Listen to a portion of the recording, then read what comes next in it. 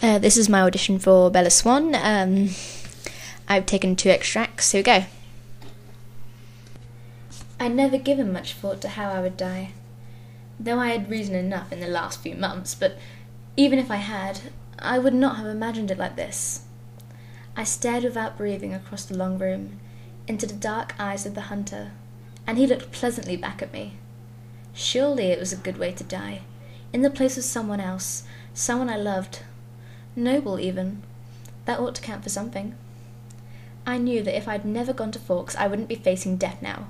But, terrified as I was, I couldn't bring myself to regret the decision. When life offers you a dream so far beyond any of your expectations, it's not reasonable to grieve when it comes to an end. The hunter smiled in a friendly way as he sauntered forward to kill me. Charlie had been really fairly nice about the whole thing. He seemed genuinely pleased that I was coming to live with him for the first time with any degree of permanence. He'd already gotten me registered for high school and was going to help me get a car. But it was sure to be awkward with Charlie. Neither of us was what anyone would call verbose, and I didn't know what there was to say regardless. I knew he was more than a little confused by my decision.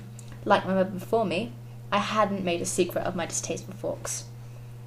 When I landed in Port Angeles, it was raining. I didn't see it as an omen, just unavoidable.